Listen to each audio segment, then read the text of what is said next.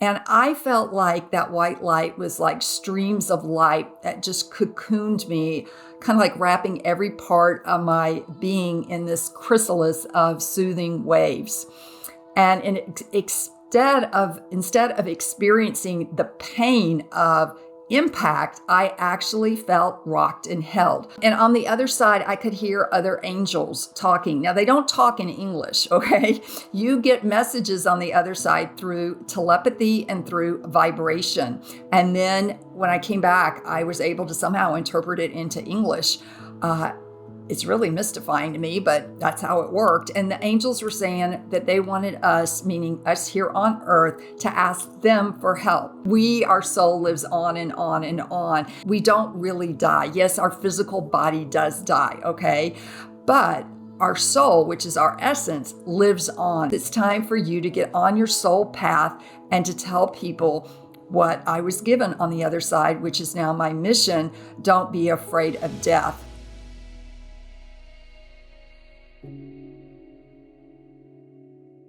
I'm delighted to be here, and I hope that my story and my experience can help people and be effective in helping them not fear death, because that actually was the ultimate message I was given on the other side.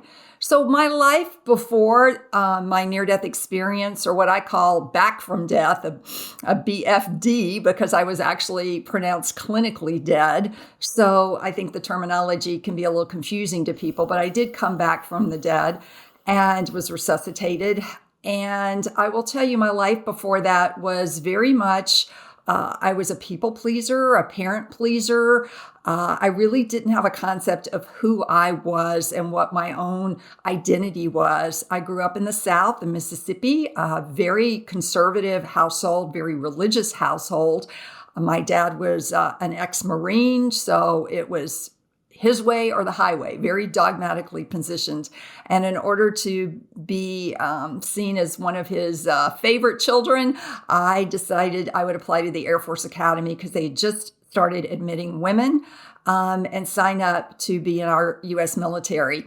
Now, mind you, my whole background had no military aspiration, okay? I was in ballet, I was a model. So I was not what you would call your ideal candidate for the military, but I was so into pleasing my dad and seeking his approval and love that I did it. And then once I got out there to the academy, during basic training, I knew, Lauren, that this place was not for me. I knew it at a soul level, but I couldn't quit because in our family, failure is not an option. And when you go through this arduous process of going to one of our military academies, the mindset to think that you could just quit because you don't like it or it's not for you, my dad would not have tolerated that. He's just like, you stick in there and you gut it out. You deal with the pain. This is what you signed up for. And ultimately it'll make you a better person.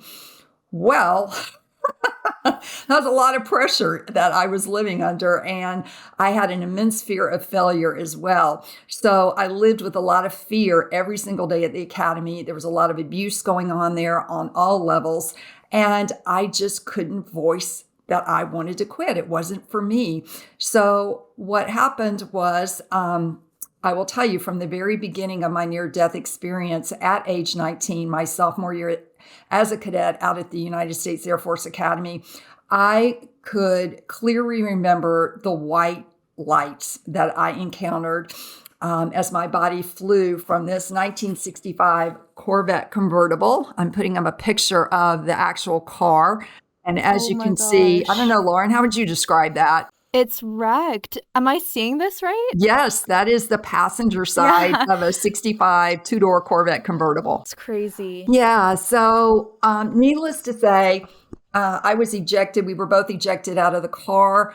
I was pronounced dead at the scene of the accident. And it wasn't until EMS came about 10 to 13 minutes later, they took the blanket off of me that had been put on by some bystanders who couldn't get any vitals on me.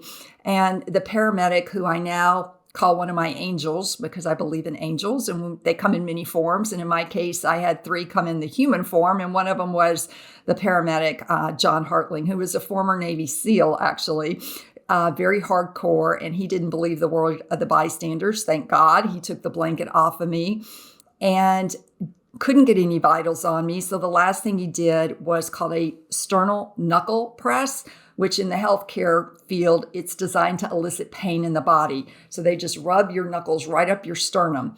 And when he did that, the only sign of life he could get out of me was my right pupil. My eyelid flickered and it dilated. Now, have you heard of that phrase, our eyes are the window to our soul? Have you heard of that, Lauren? Yeah, of course. Yeah. Okay, so at that moment, when my soul was coming back into my eye, I was coming back from the other side, and that's how my soul got back in my body. And at that exact minute, they were able to get a blood pressure reading of me of 60/0. Now, the normal blood pressure is 120/80, so you can still see at 60/0, I'm in and out of death. They got mass pants on me to push all the blood up to my organs. I had massive injuries, massive, everything from my left foot amputated, my right wrist severed, 4th-degree lacerations between my anus. And it was very, very bad. They had to do CPR on me the entire 20 minutes to the nearest community hospital. I was really just in and out of death that whole time. So it was something I didn't remember for 19 years, but I remembered those white lights. And that's one of the most consistent characteristics of near-death experiencers. Dr. Raymond Moody, who coined the term near-death experience, says that this white light is what most people talk about. And I felt like that white light was like streams of light that just cocooned me, kind of like wrapping every part of my being in this chrysalis of soothing waves. And instead of experiencing the pain of impact, I actually felt rocked and held.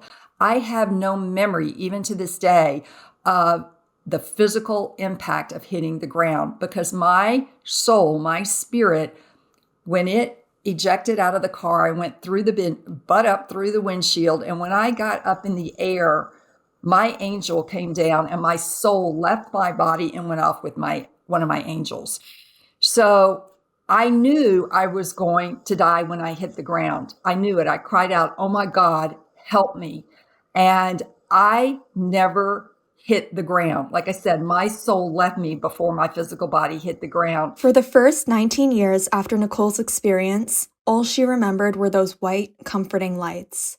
19 years later, more suddenly came back to her. So I was on my way to work, stopped at Starbucks, got a coffee, and all of a sudden I had this flashback of how I was sitting in the Corvette, and my one foot was on the dashboard and the other foot crossed over. I was leaning back and I was having a good time.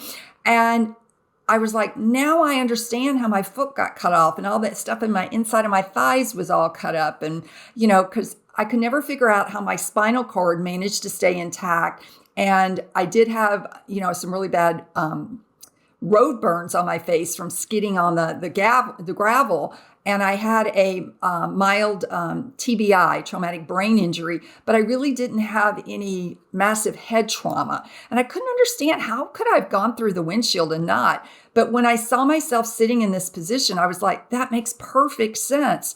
And then the memory kept unfolding, going through the windshield, my side of the car, hitting the boulder first, flipping the car over. And when I got up into the air, my memory froze. And I went to my chiropractor's office and he was like, "Nicole, these are repressed memories. Your body finally feels safe enough to let them come up." And he said, so he let me talk through the memory that I remembered. And then I kind of got stuck up in the air and he said, "Okay, go home. Just be real gentle with yourself and the rest of the memory will come." And it did. The next night it came. So I got the incomplete memory back in 2 days. And that was the beginning of my spiritually transformative experiments, because now I knew. And so the memory of my angel, who I called Casper the Friendly Ghost, I knew it was male and I knew it was probably in his 30s. he came down and took me to the other side, meaning heaven or this other dimension. It was in an upward plane that we went. And I was in soul form. Okay. So that means, okay, you're out of your body and you're in this translucent kind of what I call Casper, because he's kind of like in this, ghost form. Okay. And on the other side, I could hear other angels talking. Now, they don't talk in English, okay? You get messages on the other side through telepathy and through vibration. And then when I came back, I was able to somehow interpret it into English. It's really mystifying to me, but that's how it worked. And the angels were saying that they wanted us, meaning us here on earth, to ask them for help. And I think we forget that there's this whole cadre of spiritual beings that are ready to assist us in any moment, but we have to ask for help because we have something called free will. We have choice. So they're not going to intervene unless it's life or death in my situation. They're not going to do it on their own. And they want us to develop a relationship with them. I will tell you, each one of us has at least one guardian angel. Some of us have more than that. But they're with us from the moment that we're born, and they will stay with us until we cross over for our final time. And I can tell you that it's important to start your relationship with them because they really are here to help you. And people laugh at me when I say, I asked my angels for a parking space. Well, I want to tell you, even today, I didn't even ask for help. And the parking lot was full. And here this person pulls out right in front of me, the very first parking space. Okay. And I was like, angels, you're doing it without me even asking. That was so cool because I knew it was them. I just knew I was about to ask and it happened. So that's the cool thing is you ask for things and the evidence will appear. They will come through for you, but it might not be how you think it's going to be. And I think that's the part you have to open yourself up to possibilities and to just keep yourself in this frame of mind that anything and everything can happen and just play with it and have fun with it. And I can tell you now, over the years that I've been communicating with them, I now know their names. Like my guardian angel, I have Seraphina and I have Violet, and then I have a team of angels. So please don't forget to ask your angels for help, and not just when there's a serious crisis going on in your life. The other message that I was given was Casper, who later turned out to be my grandfather. I'll tell you about that in a minute. He said to me, Nicole, you're going to go back. And I was like, oh gosh, no, I don't want to go back. I could see my body. I could look down in the ditch and see myself splayed out. I can remember what I had on, my khaki shorts. I mean, everything was in detail. And I looked at that body and I thought, I do not want to get back in it because there's going to be a lot of pain and a lot of suffering with all those injuries, let alone the mental anguish, the emotional anguish that I would go through. And I was going to be reduced back to a state of infancy. I was going to have to be dependent on my parents again to do anything. I couldn't go to the bathroom. I couldn't walk. I didn't know if I could do either one of those. It was that traumatic to be reduced back to that state where everything that you did, that I took for granted, I now couldn't do. And so I didn't want to come back, but my angels said, Nicole, you got to go back. So I've come back to tell you guys that, but also on the other side, it was real cool because our eyes can see like forward and maybe 30 to 40 degrees on each side. So on the other side, you don't have like eyeballs like we have here. You can see 360 and in the future all at the same time. That's really cool. The colors on the other side are brilliant, and there are more colors that are available and we have then, you think about the Crayola color box, there are more colors than that, or the Sherman-Williams paint chips. There are so many more other colors, but I can't remember what you would even call the color, it's because it doesn't exist here on Earth. So there's beautiful colors. And you just made the comment, Lauren, when I came on, oh, you're so colorful. And I never had put it together that ever since that car crash happened, my wardrobe has always been color. The walls on in my home, I've always painted them bright colors. And I couldn't put that together until you said it. It's like, well, no wonder I had such a colorful immersion on the other side that now all I want to do is wear these beautiful bright colors. So that's what I do. The other thing is with music, you can hear, like, this is kind of wild, but you pull 7 songs that you love, put them all together, the vibration and the frequency of them melds together, and you hear a whole new song, but has all 7 of those tracks in it at the same Oh time. my gosh. So it's just really wild what goes on over there. And I will tell you, you can have dinner with Mozart. It's just really cool what can happen over there. And I will tell you that you do see your deceased loved ones on the other side. I found out right after I published my book that I was sitting writing one day and I smelled cigar smoke, and nobody in my household smoked cigars. So I found that really odd. And then I hear this voice going, Nicole. And I was looking around going, who in the world is that? And then all of a sudden I hear him say, this is your angel. And I go, my angel? And he said, yeah, I was the angel that saved you. I was Casper the Friendly Ghost, and I am your grandfather on your paternal side. And I'm like, oh my God, Granddaddy Kerr. And he's like, yeah. And so what was so interesting about this was he came to me the middle of August, okay? And he died in the middle of August at age 58 from a massive heart attack. And he was an alcoholic at the time. And I was 58 years old in August when he came to me, and he said, Nicole, it's time that you know who I was. You're the same age as I was when I passed away, and you were in the car with a guy who was drinking, and now I found out later was an alcoholic at the age of 21. So they had similar past, but he told me I could see the pain that you were in. I could see the suffering you were going through. I could see how you did not want to be there, but didn't know how to get out of there, quote, saving face. And the only way to do that with your father was through something as horrific as a car crash, because I am now a 100% disabled veteran of our United States Armed Forces. And that would be the only, quote, legitimate excuse that I could ever have come up with to be able to get out of it. That's such an incredible realization, story. It's amazing. When I first heard about this, my first question I had was, what was your relationship like with your grandfather on this side? Did you know him? I didn't know him very well. I was 6 years old when he passed away, but I did, I do remember him. He smoked cigars, he drank, and he was a workaholic. He had his own business, a family business, and he provided for all his other brothers. He all brought all of them into the family business. He was a very stern man in terms of upbringing, and I wouldn't say I felt love from him as a little child, but I didn't really get to spend a lot of time. I spent more time, of course, with my grandmother than my grandfather because he was always at work.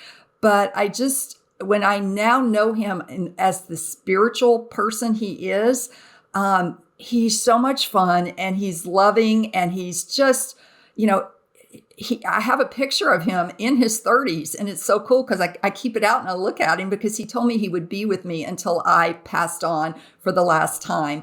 And so he's one of my team of angels that he protects me, I can call on him anytime I'm feeling scared.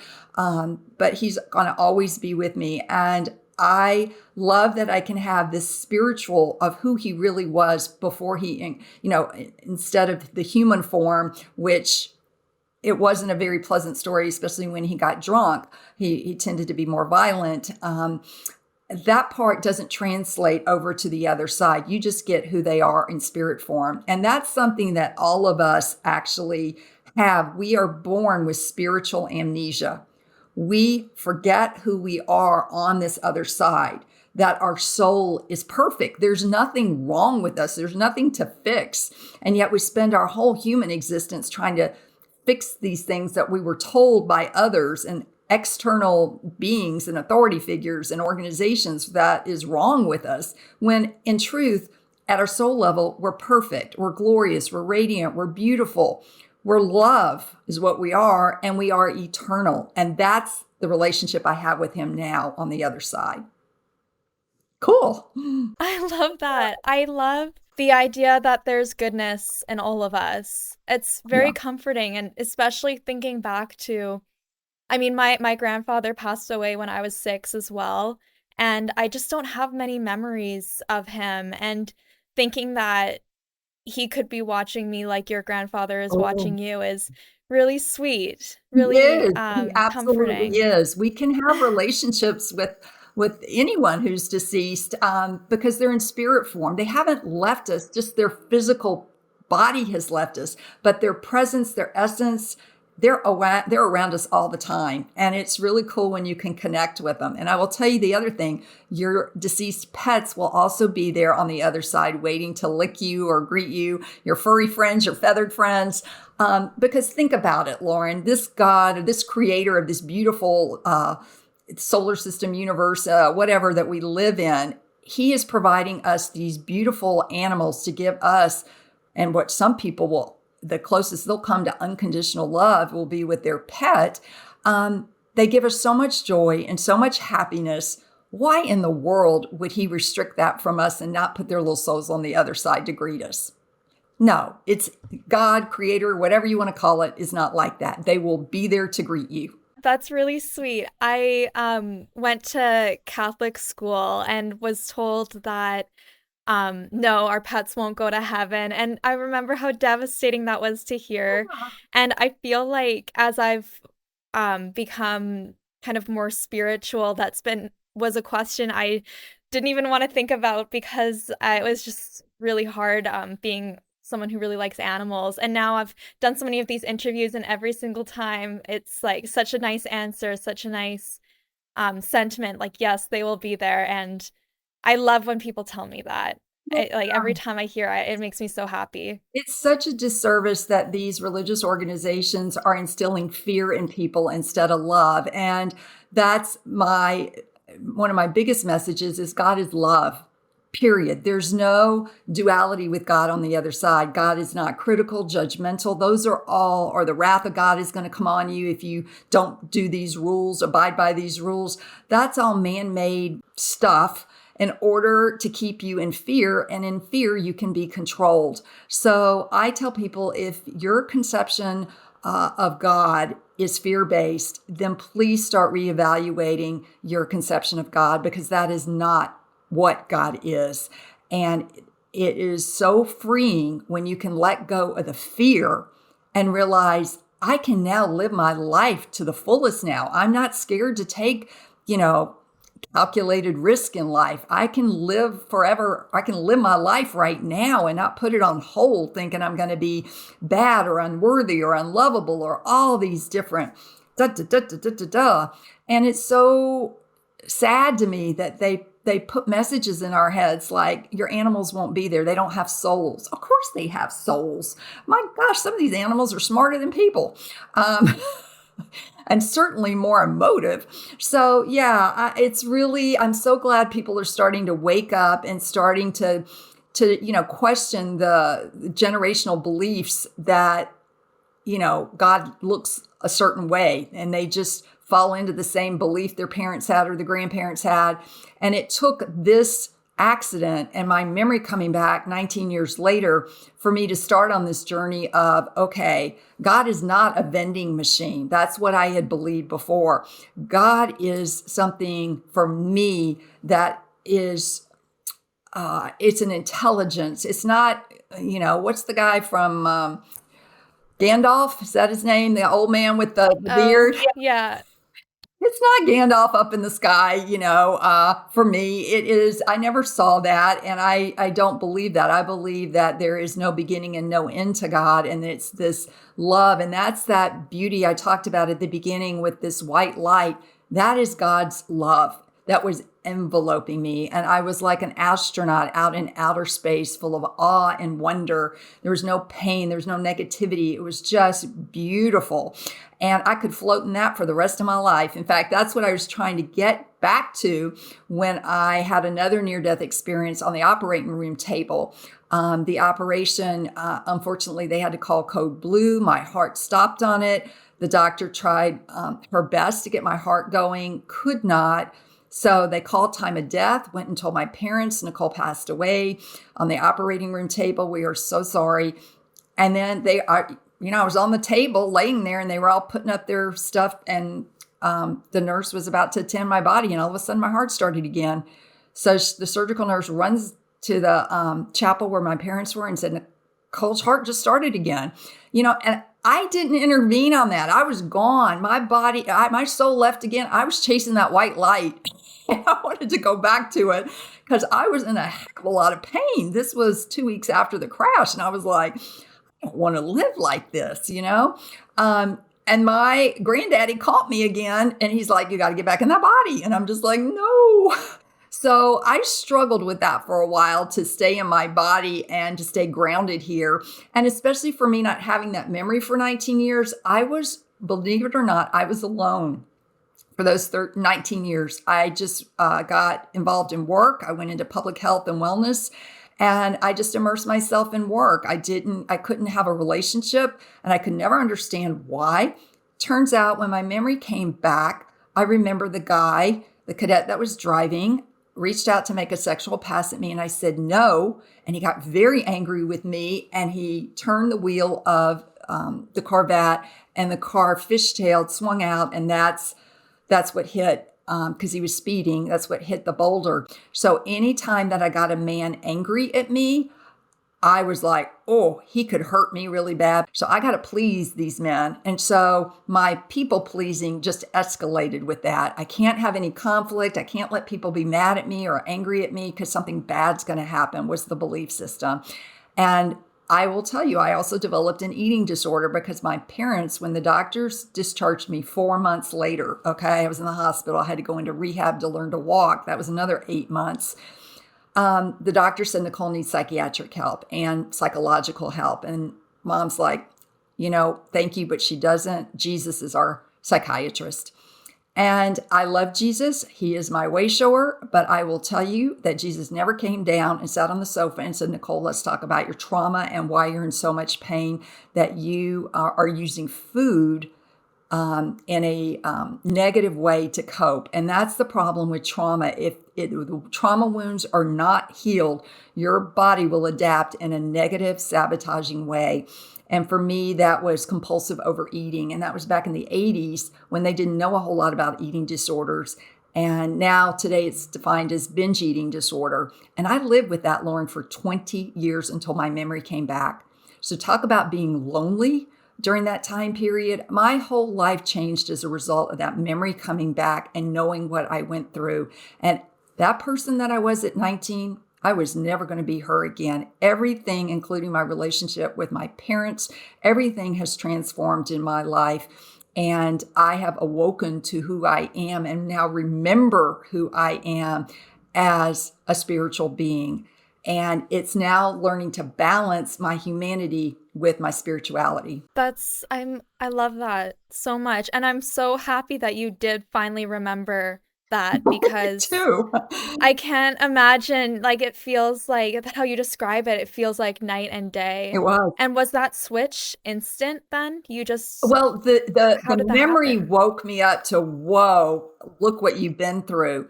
The spiritual transformation has been evolving. I had to learn emotionally. I was very disconnected. I was very much in my head, and I never really learned how to embody emotions.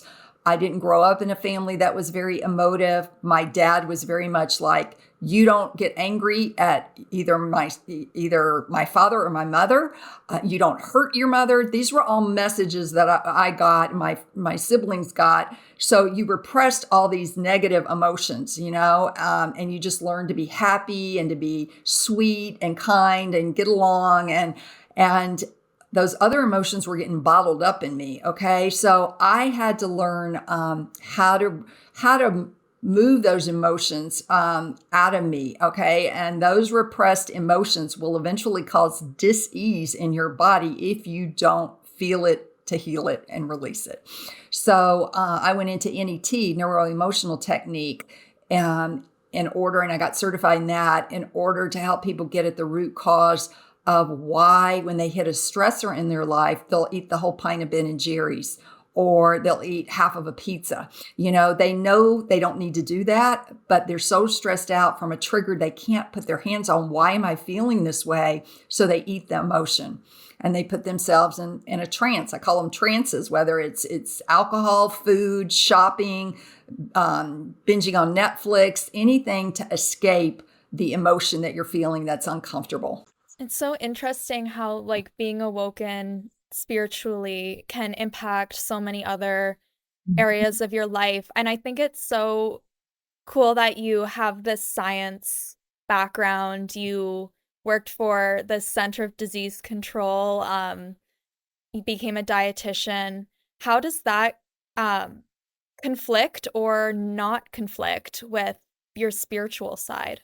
Well, I think, being a scientist, I look at things from all different aspects, and I tend to be a skeptic with things. But I will tell you, even in my book, I created my own, You Are Deathless is my book, by the way. But you see this credential right here, BTDT?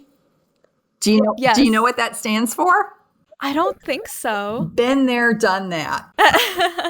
So I love that's the that. credential I came up with for being able to talk to you as not an expert, but I've actually been to the other side and experienced it for a brief moment. There's some things in life that happen that there is no scientific explanation of, and there's no degree in it, and there's no theory behind it. And so that's why I tell people, if you have different experiences that you can't explain, you have to actually experience it to actually understand it and have it validated for yourself. Then use that. Put that in your resume, BTDT. But I actually think it's been a benefit to me because I don't automatically go to stuff that's woo-woo, and kind of like I really do look at things from a lot of different perspectives. And it's like with the white light, I thought for years it was the operating room lights. I was like, what is this white light I keep remembering? And I finally asked my surgeon, I said, what is this white light? She said, oh, Nicole, it is not the operating room lights. You were unconscious. She said, it is something, I watched you 3 times near death, in and out of death, and you came back. And she said, I gave up my hands and said, the medical profession can't help you at this point. It's got to be God, something greater than you to bring you back to life. She said, and it's something mystical, it's something magical, it's something divine that intervened and caused your heart to start again, because we didn't do it. And you certainly didn't do it because, heck, I was out of my body. So I didn't even know what was going on. So I think it's been a nice blend for me to have this background. And I do know, though, that the stuff that I was raised with as a Lutheran and Southern Baptist, that I can now question those things because I was taught not to question the Bible, not to question my preacher or anything like that. And now I question it all, and I run it through and I go, okay, what do I really believe? Do I really believe God starts all these wars? No, man is starting that out of greed and power hunger. It is not about God doing this stuff. So quit putting the blame on God. It's starting to look at things and really awake, and I think that's the whole key to this is you have to really get out of this sheep mentality of just taking what everybody else says and discern things for yourself. And I will tell you on the other side, what I realize that God is within all of us. We are all an eternal spark of God, and you don't need an external conduit to get to God. And there are many paths to God. There's not one right answer. And in our healing journey, which we are all on, if someone tells you they have all the answers, run, because they don't, and it's always evolving. You're evolving. And that's what you were put on this earth to do, is to evolve from a soul perspective and remember who you are from a spiritual perspective. That's amazing. Just the idea that it's kind of within us Absolutely. to heal. For people who are just starting their healing journeys, what's your advice to them? First of all, congratulations for waking up and deciding to do this. It's courageous. I'm going to tell you, transforming is not for the weak at heart. It is painful at times. It can incur some suffering because you're going to have to address some things that are not pleasant, but you are going to finally wake up to who you are and be the being that you were created to be, not who someone else wanted you to be. So I would say, first of all, be gentle with yourself and take the word shame and should out of your vocabulary. Don't should yourself, because should is a very shaming word, and it's the lowest vibration of any of these words. It's down there with fear and worry. So anytime that you maybe screw up or don't do something right, don't say, God, shame on you, Nicole. You ate the whole pint. Why couldn't you just stop at a cup of Ben and Jerry's, And just be like, oh, wait a minute. Maybe that is something I need to address. Maybe that's my body's signal to me to start waking up, and start looking. There's something that my body is trying to tell me and I'm not listening to it. So your relationship with your body has all this awareness and these memories that they've held on to and these emotions that are stuck. It's going to become your best friend, but you got to learn to trust it. And that's one of the hardest things, especially in a society that's taught you not to trust yourself, trust your decisions, trust your body. So forming that trust in your relationship with yourself and your body is paramount in your healing journey. And then you get to start from scratch, figuring out what you believe that's greater than yourself, and get as much information as you want. But ultimately, this is your journey, your relationship with the spiritual realm, and you have to figure out something that makes sense for you. And I will tell you, there are some tricks or some little tips. And one is, if you journal, which I recommend, ask your soul, because a lot of us don't even have a relationship with our soul. We don't understand what our soul is or what that is, what that looks like. Just put on the top of the piece of paper, what does my soul want to tell me today? And then just journal and see what comes up for that. And start this dialogue daily with your soul. Don't give up after one time. Same thing with starting to build your relationship with spirit guides or angels, this whole other realm. And you'll start realizing you're not alone. And that is one of the top 10 lessons from NDEs, is you are not alone.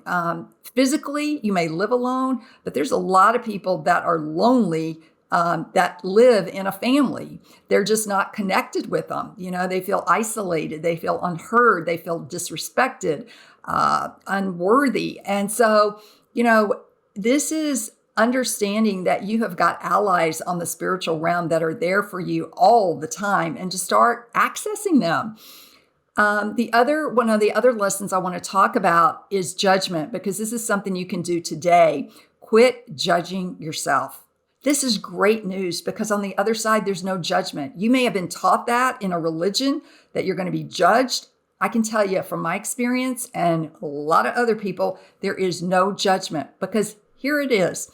The words bad and good that would allow for judgment to begin with, they don't exist on the other side.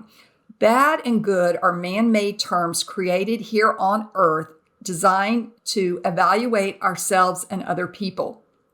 There's no judgment on the other side. Everything is beyond good. It's great, blissful, and on up the scale. So there's no bad to even compare it to. So you're not going to be judged.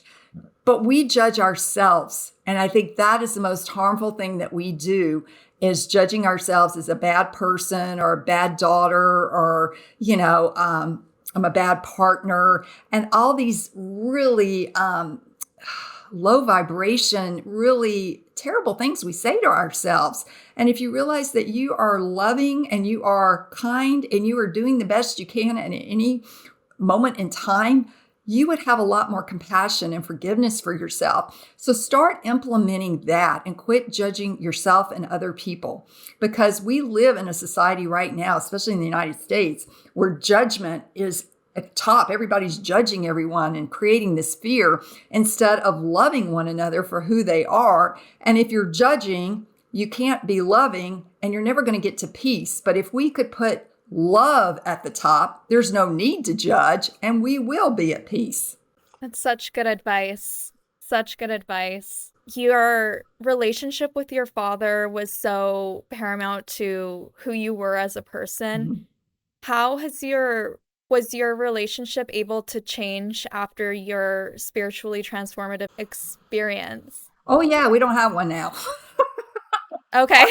My dad is dogmatically positioned. He is right about everything. He's right about, he's become Mm. a mini minister. He is preaches in two different churches in Australia. He knows what is right. He knows what God said. He thinks he is, and my whole life, I saw him as God. And when he told me with the car crash that I disappointed him because I broke his rules of no drinking, no smoking, and no dating cadets. And that I also disappointed God, the Father in heaven. He has never wavered from that blame, even though the guy that was driving was drunk and the state of Colorado, charged him with vehicular assault. He was clearly to blame. My father still blames me for getting in the car with someone who was drunk and will never apologize for that, never retract that, and never release that. And it doesn't matter what I've said to him. It doesn't change the fact that, I disappointed him and he doesn't care about a relationship. His relationship now is like, uh, it comes with massive strings that I would have to completely disown my whole story in order to and go back to what they raised me as in order to get into his good graces. But I don't want to. I don't have any desire, and it's sad. But at the end of the day, I had to go through a lot of counseling in order to sever my relationship with him. And it's been very sad for me because my mother is very codependent with my father. And she has informed me I can't have a relationship with her unless she is in relationship with my father and Jesus. They're a three-stranded cord. So I can't have one with her because she will tell everything I tell her to my father. And, it's just, they're religious addicts, and it's just, I'm never going to be able to get what I need from them. So I actually send them love and light and healing, but I can't physically in this time, space, reality in the rest of my days on this planet have any more interaction with them because it is too toxic for me to put myself back into it. And they're not changing. And I think that's the thing, is when you have to understand that your parents are never going to change. You keep hoping and hoping that they're going to get you, they're going to understand you, they're going to approve, they're going to go, okay, Nicole, we'll set our relationship with God and Jesus aside and we'll see you for who you are. No, it's never happened in my case, and it never will.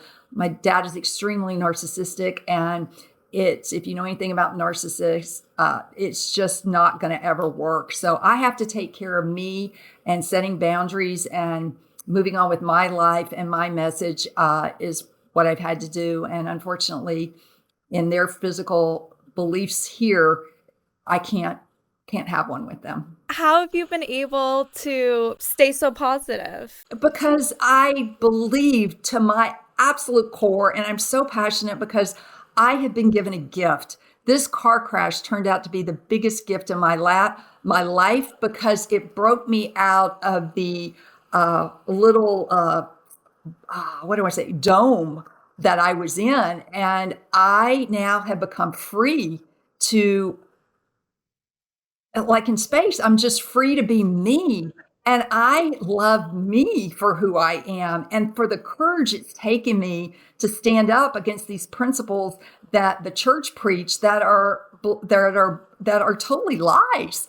And that I'm free of that fear that they put on me and had me encapsulated with for so long, thinking that I was a bad person and a bad daughter because I didn't get along with my parents. It was always me that was the problem. And now I know it's not me. And when you have a presence of God and a relationship that's just pure love, you just really go, wow, everything just becomes colorized. You don't have to live in black and white anymore. And that is what the military teaches you with feelings, is black and white. My parents are black and white, all of these things. And, I wish they would have gotten mental help with their traumas. Because if your parents are traumatized and go get help, that trauma, they'll never understand your traumas. Never, because they'll just say, well, I got through it. I didn't need help. I'm fine. And that's just not true. They're not fine, and they did need help. But unfortunately, their soul will get to come back in again and do it again.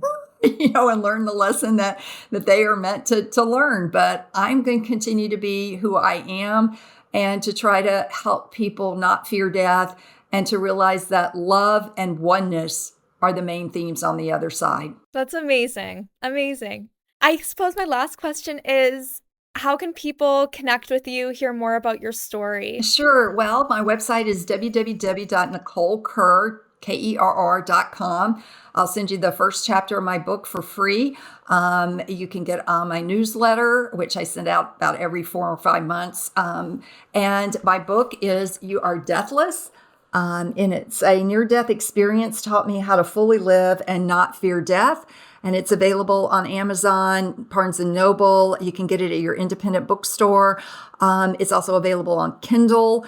It is on Audible. I actually voiced my own book, which I had to go back into therapy because it's one thing to write a book, which took me 13 years, by the way, to write this because I was so used to writing in a scientific-oriented way for peer-reviewed, journal publications.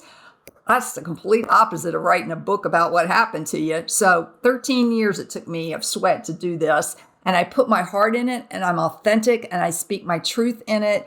And I hope it will be effective for some people and especially the trauma realm of what happens and my journey through healing, not only of the NDE, but what the last 40 years of trying all these different modalities to heal from my various health challenges and the spiritual journey that I have been on. And so it's available on Audible as well. And if you go to my website under You Are Deathless, the book images, there's the pictures. I put pictures in throughout the book of different things. You can see all the pictures there. But that's actually the first time a picture was taken of me in the hospital. I think that was about 8 weeks. And then here is another picture of that was the actual crash site the night of the emergency. We made the front page of the paper. I don't recommend that you make it this way, but my gosh. EMTs are all working on me at that point. But you can see the car wound up on upside down, completely smashed. So that's how you can connect with me. And I just, if you decide to use my book for your book club, I will try my best to zoom in when you actually have your club and talk to you about whatever questions you might have. In fact, I just did it the other night for a group in Houston, and one of the 5 girls there actually had an NDE herself when she was 10 years old.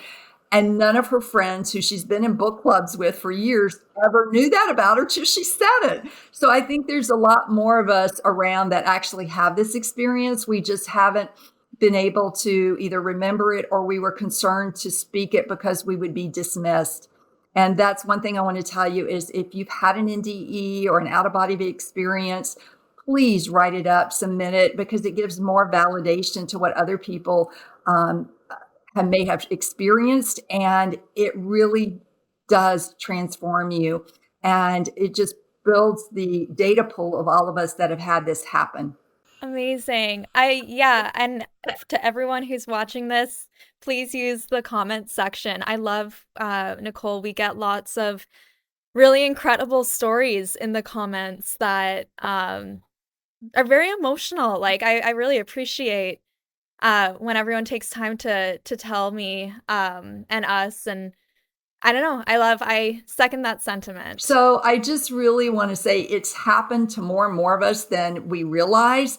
And to be, here's the deal. I didn't think I was going to die at 19 years old. None of us do. We think we're immortal. But we need to be in the present. We need to be more mindful that none of us are guaranteed tomorrow, that we're going to be alive tomorrow. So when you speak with people and interact with people, please treat them as though you may never see them again and leave them with love and kindness and authenticity and listen to them. I mean, not to say you got to keep your boundaries with toxic people and all that, but just in everyday conversation, because you may not see them again. And so if you say that to everybody and make conversations like this, it's going to make us more empathetic, compassionate, sympathetic, and hopefully change the narrative around death and one to light and love and talk about how we really do just go back to where we came from. And it is letting these people experience that love from you. You become that light and let your light just continue to emit at a high frequency. That's amazing. Absolutely. Well, thank you so much, Nicole. I've really appreciated this conversation and um yeah, just all the lessons are amazing. So thank You're you. welcome. Thank you so much to Nicole Kerr for this incredible interview. And thank you for watching this video. One thing I've learned from all these interviews is the importance of listening to our intuition and inner thoughts, often through dreams. T&H Afterlife is thinking about creating an app to help you track, decode, and understand your dreams. I hope it can help people connect with their higher selves. If this is something you would be interested in, let us know by signing up for any alerts or updates on it. I've included the link to sign up in the description, and if we get enough interest, we'll create it. So, thank you so much again for watching, and see you next time on T&H Afterlife.